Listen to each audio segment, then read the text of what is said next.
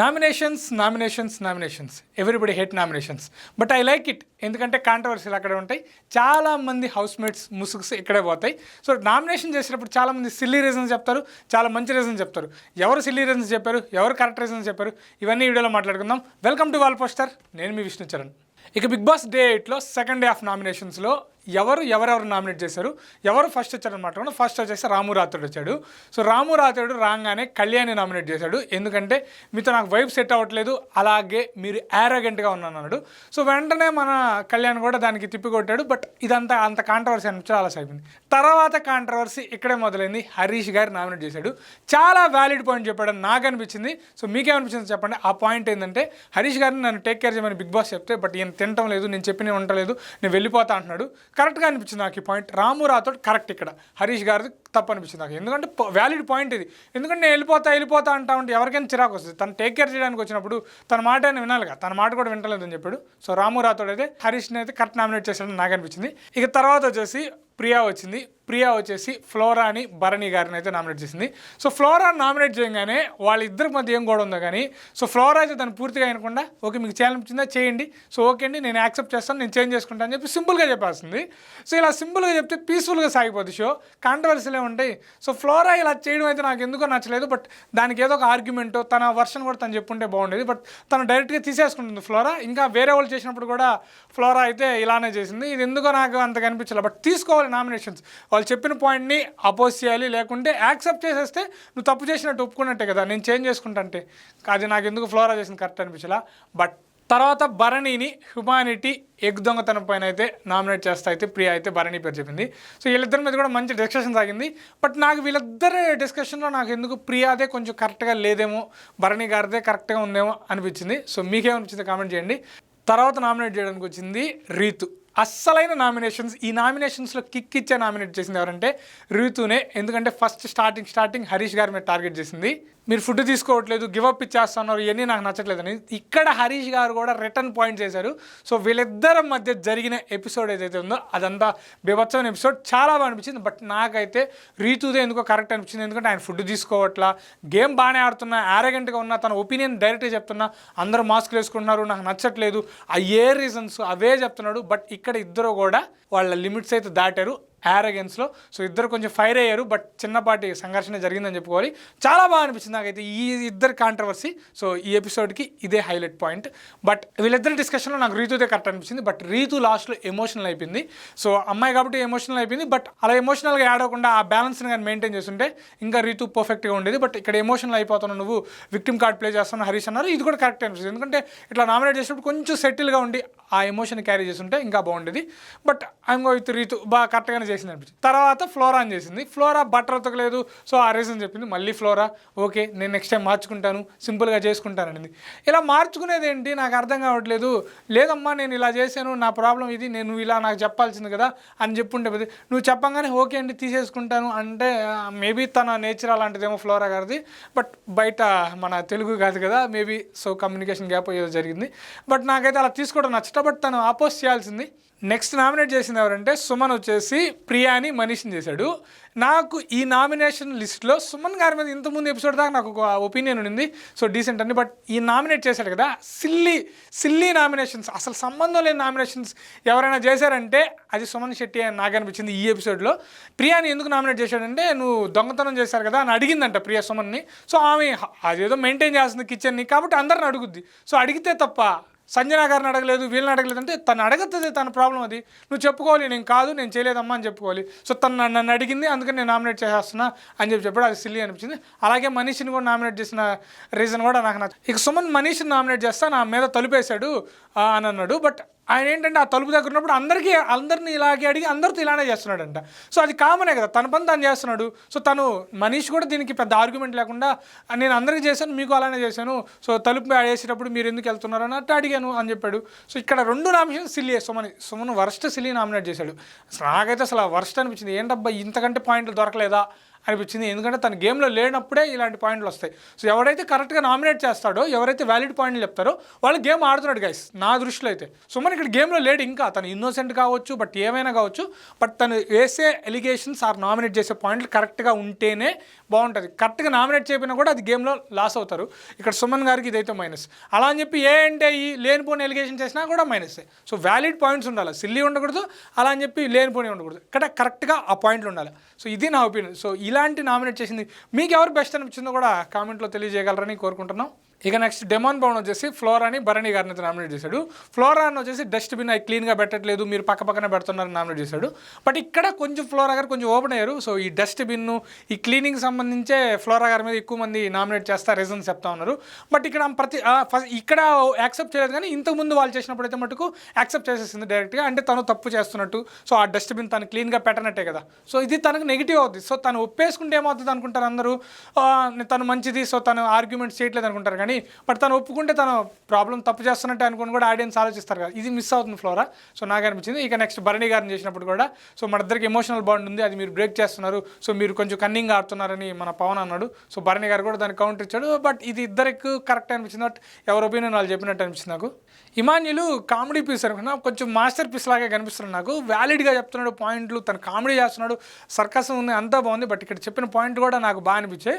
So ఇక్కడ మనీష్ని nominate చేసే పాయింట్లు మనకు అవసరం లేదు, ఎందుకంటే అది నార్మల్ పాయింట్స్ అలా వెళ్ళిపోయింది వాళ్ళిద్దరి మధ్య.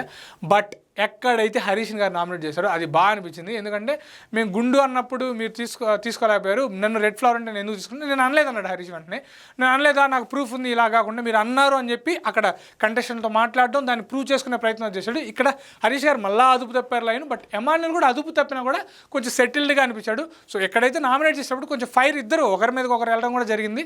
బట్ ఇక్కడ ఎమాన్యుల్ కొంచెం మెచ్యూర్గా బిహేవ్ చేసి, సో మీరు అన్నారు అందుకే నేను చేశాను, మీరు లేడీస్కి జెంట్స్కి కూడా డిఫరెన్స్ చూపిస్తున్నారు, సో ఇలాంటి కాంట్రవర్సీ జరిగాయి. బట్ ఇక్కడ నా ఓటు అయితే కొంచెం ఎమాన్యుల్దే కరెక్ట్ అనిపించింది. బట్ ఇక్కడ హరీష్ గారు ఏదైతే ఉన్నారో ఆయన ఓపెన్గా మాట్లాడుతున్నారు, కరెక్ట్గానే ఉంది. బట్ ఆ ఓపెన్గా మాట్లాడేటప్పుడు ఫుడ్ తినకుండా నేను వీళ్ళతో మాట్లాడను, వీళ్ళు నాకు కన్నింగ్గా ఉన్నారు, కన్నింగ్గా ఉన్నప్పుడు కన్నింగ్గానే మీరు కూడా బిహేవ్ చేయాలి. సో మీరేంటో చూపించాలి. కన్నింగ్ అంటే మీ సైడ్ వాళ్ళతో ఎలా ఉంటే వాళ్ళకి ఆపోజిట్ చూపించాలి. ఒకవేళ మీరు చూపించుకుంటే మీ గేమ్ మీరు ఆడి చూపించాలి, అంతేగాని నేను వెళ్ళిపోతాను ఇలాంటివే వస్తూ ఉన్నాయి. బట్ హరీష్ గారికి అయితే ఇది కొంచెం నెగిటివ్ అవుద్ది. మేబీ ఈ వీక్లో ఆయన ఏమన్నా, బట్ చూద్దాం, అవి కూడా మాట్లాడుకుందాం. ఇక భరణి గారు వచ్చేసి డెమాన్ పవన్ని అలాగే ప్రియాని నామినేట్ చేశాడు. డెమాన్ పవన్ పక్కన పెట్టేద్దాం. ఇక్కడ ప్రియాది వచ్చేసి పాయింట్ ఏంటంటే, నువ్వు ఫుడ్లో చేయబెట్టావు, నీకు డాక్టర్ కదా, నీకు ఎలా చేస్తావు ఇలా అన్నాడు. సో దానికి వ్యాలిడ్ పాయింట్లే చెప్పింది ప్రియా. హౌస్ మేట్స్ కూడా అడిగి నేను ఏమన్నా పెడితే మీకు ఏమన్నా ప్రాబ్లమా, సో వంట చేసేటప్పుడు జరుగుతాయి కదా అన్నది. బట్ ఇక్కడ భరణి గారి పాయింటే కొంచెం డౌన్ అయ్యాడు. దాన్ని ప్రియా అయితే మంచిగా కౌంటర్ చేసింది. బట్ నామినేషన్ అయితే భరణి గారు వచ్చేసి ప్రియాని అలాగే డెమాన్ పవన్ చేస్తాడు. నెక్స్ట్ కళ్యాణ్ వచ్చేసి భరణి గారిని అలాగే హరీష్ గారిని నామినేట్ చేశాడు. ఇక్కడ భరణి గారిని నామినేట్ చేస్తూ మీరు ఎగ్ దొంగతనం చేసిన విధానం నచ్చలేదు, మీ పర్సనాలిటీ కూడా నాకు నచ్చలేదు అన్నాడు. ఇక్కడ ఈ పర్సనాలిటీ పాయింట్ మీద భరణి గారు కూడా మంచిగా కౌంటర్లు ఇచ్చాడు. బట్ ఇద్దరిది వ్యాలిడ్ అనిపించింది. బట్ భరణి గారి మీద ఎక్కువ మీరు గమనిస్తే ఈ నామినేషన్లు ఎక్కువ ఆ పర్సనాలిటీకి సంబంధించి ఆయన ఒక కన్నింగ్ పర్సన్ లాగా ఎక్కువ మంది నామినేట్ చేయడం జరుగుతుంది. బట్ గేమ్ జరిగే కొద్దీ మనకి ఒక క్లారిటీ వస్తుంది. ప్రజెంట్ అయితే కొంచెం న్యూట్రల్ ఒపీనియన్ ఉంది. బట్ చూద్దాం ఆ ఒపీనియన్. ఈ నామినేషన్లో జరిగే పాయింట్లే మనం ఈ వీక్ అంతా కూడా మనం చూసుకుంటే మనకి ఒక క్లారిటీ వచ్చేస్తుంది. నెక్స్ట్ హరీష్ గారు వచ్చేసి భరణి గారిని ఎమాన్యుల్ నామినేట్ చేశారు. ఇది అందరం ఎక్స్పెక్ట్ చేసాం, వీళ్ళిద్దరి పేర్లే చెప్తాడని. సో దాంట్లో ఏం ట్విస్ట్ లేవు, నార్మల్గా జరిగింది. బట్ ఇక్కడ కపటి నాటకాలు ఆడుతున్నాడని భరణి గారిని అంటే ఆ పాయింట్ మీద ఆయన కూడా కౌంటర్లు ఇచ్చాడు. వీళ్ళిద్దరిది సాగుతానే ఉందిలే, ఈ వీక్ అంతా కూడా ఇదే సాగద్ది. ఇంతకుముందు కూడా వీళ్ళ గొడవలు అలానే ఉన్నాయి. బట్ చూద్దాం. ఈయన ఆల్రెడీ భరణి గారి మీద కూడా ఈయన కూడా బాగా ఆయన కట్టగలేడని ఆయన మీద వేసుకుంటూ జరుగుతూ ఉంది. ఇదే ఆడ కూడా జరిగింది, కొంచెం ఆర్గ్యుమెంట్. ఇక్కడ ఎమాన్యుల్ నామినేట్ చేసినప్పుడు ఎమాన్యుల్ ఎమాన్యుల్ కూడా దాన్ని నామినేట్ చేస్తాడని ఎక్స్పెక్ట్ చేసాడు, మనం చేసాం. బట్ వీళ్ళిద్దరిది కూడా ఇంతకుముందు వాళ్ళిద్దరు కమ్యూనికేషన్ అలా జరిగింది, ఇదే సాగింది. ఆ ఆర్గ్యుమెంట్లు అయితే జరిగినాయి బాగానే, కొంచెం స్పైసీగా ఇంకా వెళ్తుంది అనుకున్నా. బట్ అంత వెళ్ళాలి నాకైతే. శ్రీజ అయితే భరణి గారిని అలాగే హరీష్ గారిని నామినేట్ చేసింది. భరణి గారిని అయితే ఆ గుడ్డు టాస్క్ మీద నామినేట్ చేసింది. అది అంతా జరుగుతూ ఉంది కాబట్టి దాన్ని పక్కన పెట్టి ఇక్కడ ఎవరినైతే హరీష్ గారు నామినేట్ చేసిందో దాంట్లో 4-5 పాయింట్లు చెప్తే వ్యాలిడ్ పాయింట్ ఒకటి చెప్పింది. నేను వెళ్ళి ఫుడ్ తీసుకెళ్ళిస్తే మీలాంటి వాళ్ళు నాకు ఫుడ్ ఇస్తే నేను తిన్నా అని మొహమ్మద్ చెప్పాడు. అది నాకు నచ్చలేదండి. ఇది 100కి 200% వ్యాలిడ్ పాయింట్. ఎవరైనా ఫుడ్ ఇస్తే నాకు నచ్చలేదు, నాకు వద్దని చెప్పాలి, అంతేగాని మీలాంటి వాళ్ళు ఇస్తే నేను తీసుకోలేను అని చెప్పి మొహమ్మద్ చెప్పకూడదు. ఎందుకంటే వాళ్ళు కష్టంగా వెళ్ళి ఏదో ఫుడ్ తినమని నచ్చకపోయినా వెళ్ళి ఫుడ్ ఇస్తే డైరెక్ట్గా మొహమ్మద్ చెప్తాది. ఇంట్లో వాళ్ళకి చెప్పినా కరెక్ట్గా ఉండదు. బిగ్ బాస్ హౌస్లో అంతమంది చూస్తున్న ఎపిసోడ్లో ఇలా చెప్పడమే కరెక్ట్గా లేదు. బట్ ఇంట్లో చెప్పినా మన పర్సనల్గా చెప్పినా ఇది తీసుకోలేం. బట్ ఇలాంటి ఒక పెద్ద టాస్క్లో ఒక పెద్ద గేమ్ షోలో ఇలా చెప్పడం అయితే చాలా కరెక్ట్గా అనిపించలేదు. బట్ అది వ్యాలిడ్ పాయింట్. వీళ్ళిద్దరి మధ్య కూడా ఆర్గ్యుమెంట్స్ బాగానే సాగాయి. బట్ ఇక్కడ శ్రీజ అయితే నాకు వ్యాలిడ్ అనిపించింది. సో హరీష్ గారి మీద భరణి గారి మీద ఎక్కువ కంప్లైంట్లు మనం అయితే చూస్తూ ఉన్నాం. సో ఇక ఇదంతా అయిపోతే ఇక లాస్ట్లో ట్విస్ట్ వచ్చేసి బిగ్ బాస్ వచ్చేసి సంజన గారిని ఎవరినైనా డైరెక్ట్గా నామినేట్ చేయమంటే డైరెక్ట్గా సుమన్ గారిని అయితే నామినేట్ చేసింది. ఇక్కడ సుమన్ శెట్టి గారు అయితే కొంచెం ఆ యారగెంట్ కనిపించింది, బట్ కొంచెం సిల్లీగా అనిపించింది మళ్ళీ. బట్ తనైతే కొంచెం తీసుకోలేనున్నాడు, కొంచెం ఏదైతే సాఫ్ట్ కార్నర్ పర్సన్ అని మనకు క్లియర్గా అర్థమైపోతుంది. కాబట్టి తీసుకోలేను, నేను వచ్చి ఇక్కడ నిలబడలేను, నాకు వస్తే మీరు పూసేస్తే నేను వెళ్ళిపోతాను, నేను ఇక్కడ దగ్గర రాలేను, నేను 1 minute నిలబడలేను, నాకు పెయిన్ అని ఇట్లా చెప్పడం ఇవన్నీ కొంచెం సిల్లీగా అనిపించాయి. బట్ ఇక్కడ కొంచెం సంజన గారు కూడా కావాలని కొంచెం సుమన్ గారిని టార్గెట్ చేసినట్టు కూడా అనిపించింది. ఇదే సుమన్ శెట్టి గారు సంజన గారికి కౌంటర్ ఇస్తూ, 100 మంది మిమ్మల్ని దొంగ అంటే లేనిది ఈ 9 మందిలో ఎవరో ఉన్నారు అన్నప్పుడు మీరు ఎందుకు ఫీల్ అయ్యారని కూడా అన్నాడు. ఇది కూడా వ్యాలిడ్ పాయింట్, ఈ ఒక్క వ్యాలిడ్ పాయింట్ అయితే సుమన్ శెట్టి గారు తీసుకొచ్చారు. సో ఇలా జరిగింది నామినేషన్స్, మొత్తం నామినేషన్స్ నిండిపోయింది గంట సేపు కూడా. సో ఫుల్ ఆన్ ఎంటర్టైన్మెంట్ అని చెప్పాలి. ఎంటర్టైన్మెంట్ కొంచెం కాంట్రవర్సీస్ ఉన్నాయి, బట్ ఎంటర్టైన్మెంట్ అంటే ఈ రభస అంతా బాగా జరిగింది. బట్ చూద్దాం. సో ఇక్కడ చాలామంది వ్యాలిడ్ పాయింట్లు చెప్పారు, కొంతమంది సిల్లీ పాయింట్లు చెప్పారు, ఇవన్నీ జరిగాయి. సో ఇలా జరిగింది నామినేషన్స్. బట్ వీళ్ళలో ఎవరు వెళ్ళిపోతారంటే నేనైతే ఓపెన్గా హరీష్ గారే వెళ్ళిపోతారు అనుకుంటున్నా. ఎందుకంటే ఆయనే నేను వెళ్ళిపోతా అంటున్నాడు కాబట్టి, ఒకవేళ ఆయన కానీ ఈ వీక్లో కానీ బయటికి గేమ్ కానీ తీసుకొస్తే లేడీస్లో ఎవరైనా వెళ్ళిపోతారని నేను అనుకుంటున్నా. మీరు ఎవరు వెళ్ళిపోతారు అనుకున్నది కూడా కామెంట్లో తెలియజేయండి. ఇక ఇప్పటి వరకు నేను ఈ వీడియో చేసే వరకు ముందు వరకు ఎవరికి ఎక్కువ ఓట్లు పడుతున్నాయి, ఎవరికి ఫ్యాన్స్ ఆదరణ ఇస్తున్నారు కూడా మనం ఒకసారి చూసేసి వీడియో అయితే ముగిచ్చేద్దాం. ఇప్పటి వరకు ఓటింగ్లో ఎవరు టాప్లో ఉన్నారంటే సుమన్ శెట్టి గారు అయితే టాప్లో ఉన్నారు. సో ఆయన ఇన్నోసెన్స్కి ఓట్లు పడుతున్నాయి మనకు క్లియర్గా అర్థమైపోతుంది. బట్ ఈసారి పడొచ్చే కానీ నెక్స్ట్ టైం పడదు, ఎందుకంటే ఆ ఇన్నోసెన్స్ బయటకు వచ్చి తన గేమ్ రావాలి. ఇక సెకండ్ లిస్ట్లో భరణి గారు ఉన్నారు. భరణి గారిని చాలామంది క్వశ్చన్ చేశారు పర్సనాలిటీ మీద, అయినా కూడా ఆడియన్స్ ఓట్లు వేస్తున్నారంటే సో భరణి గారు కరెక్ట్ అని ఆడియన్స్ అనుకుంటున్నాడు, మనం అర్థం చేసుకోవాలి. సో మనమే ఆడియన్స్ అంటే. ఇక థర్డ్ లిస్ట్లో వచ్చి హరీష్ గారు మాస్క్ మ్యాన్ ఉన్నాడు. ఈ సోషల్ మీడియా ప్రకారం అయితే హరీష్ గారు కూడా మంచి ఫాలోయింగ్ ఉంది. సో ఏదైతే అగ్ని పరీక్షలో ఆయన ఆడిన గేమ్ పరంగా సో ఆయనకు కూడా ఓట్లు ఉంది. బట్ ఆయన కానీ కొంచెం బెటర్ చేసుకుంటే ఈ లిస్ట్లో ముందుకు వెళ్ళిపోతాడు. ఇక ఇదే లిస్ట్లో 4th ప్లేస్లో వచ్చేసి డెమాన్ పవన్ ఉన్నాడు. సో డెమాన్ పవన్ కూడా ఓట్లు బాగానే పడుతున్నాయి. తర్వాత వచ్చేసి ఫ్లోరా గారు ఉన్నారు. ఫ్లోరా గారు కూడా సాఫ్ట్ కార్నర్కి అయితే ఓట్లు పడతా ఉన్నాయి, బట్ ఫ్యూచర్లో పాడు గేమ్ బయటికి తీసుకుంటే. తర్వాత ప్రియా ఉంది ఇదే లిస్ట్లో 5వ లిస్ట్లో. ఇక లాస్ట్లో మర్యాద మనీష్ ఉన్నాడు. సో ఈ లిస్ట్లో మనం చూసుకుంటే ప్రియా కానీ మనీష్ కానీ ఎలిమినేట్ అయ్యేదానికి ఎక్కువ ఛాన్సులు ఉన్నాయి అనిపిస్తున్నాయి. ఇంకా 5 రోజులు ఉంది కాబట్టి గేమ్ ఒక్కరోజు చాలు, ఒక్క ఎపిసోడ్, ఒక్క 10 నిమిషాలు బిట్టు చాలు, ఓట్లన్నీ తారుమారైపోతాయి. సో చూద్దాం ఎవరు ఎలిమినేట్ అవుతారు. సో మీరు ఎవరు ఎలిమినేట్ అయిపోతే బాగుండు అని మీరు అనుకుంటున్నారు కామెంట్లో తెలియజేయండి. అలాగే ఎవరు కరెక్ట్గా నామినేట్ చేస్తారనుకుంటున్నారు కామెంట్లో తెలియజేయండి. సిల్లీగా నామినేట్ చేసిన మటుకు సుమన్ శెట్టి గారు, దాంట్లో ఎటువంటి డౌట్ లేదు. సో నా ఒపీనియన్ ఇది. సో మీ ఒపీనియన్ కూడా కామెంట్లో తెలియజేయండి. ఇలాంటి డైలీ బిగ్ బాస్ అప్డేట్స్ కోసం మన ఛానల్ ఇప్పుడే సబ్స్క్రైబ్ చేసుకోండి. ఉంటాను, బాయ్, థ్యాంక్స్.